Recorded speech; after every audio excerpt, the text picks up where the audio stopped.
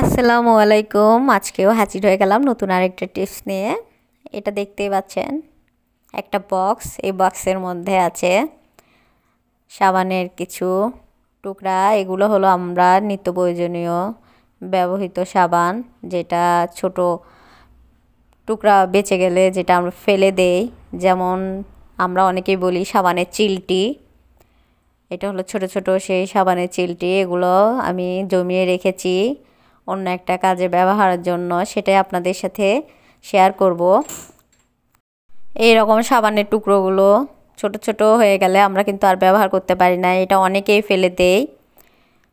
তো এটা আমি জমিয়ে রেখেছি অন্য কিছু কাজের জন্য। আর এই যে দেখতে পাচ্ছেন আমার হাতে একটা মোজা। এরকম মোজা কিন্তু সবার বাসায় থাকে।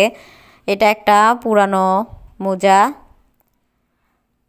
তো এইরকম একটা মোজা দিয়ে এইরকম সাবানের চিলটিগুলো দিয়ে অনেক কাজ করা যায়, সেটাই আপনাদের সাথে শেয়ার করব। আশা করি আপনাদের কিছুটা হলেও উপকার হবে। তো এই মোজার মধ্যে আমি সাবানের চিলটিগুলো ঢুকিয়ে নেব।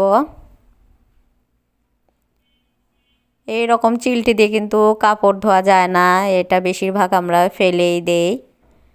তো এটাই আমি ব্যবহার করে দেখাবো কিভাবে আমি এই সাবানের চিলটিগুলো জমিয়ে অন্য কাজে ব্যবহার করি। তো এই যে কয়েকটা সাবানের চিলটি আমি মোজার মধ্যে ঢুকিয়ে নিলাম।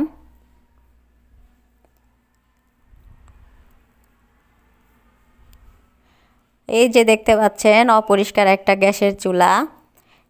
একটু সামান্য মোজাতে একটু সামান্য পানি দিয়ে এইভাবে আমি ঘষে ঘষে ভালোভাবে চুলাটা পরিষ্কার করে নেব। দেখতে পাচ্ছেন কতটা সাবানের ফেনা হয়েছে। এই ছোট ছোট চিলটি কিন্তু হাত দিয়ে ধরে কাপড়ে অথবা কিছুতে ঘষাঘষি করা যায় না, এই জন্য মোজার ভিতরে ঢুকিয়ে নিয়ে যদি আমরা এভাবে ঘষে পরিষ্কার করি খুব সহজে পরিষ্কার হয়ে যায়। এই যে হাঁড়ি পাতিল মাজার বেসিনটাও আমি এইভাবে পরিষ্কার করে নিচ্ছি।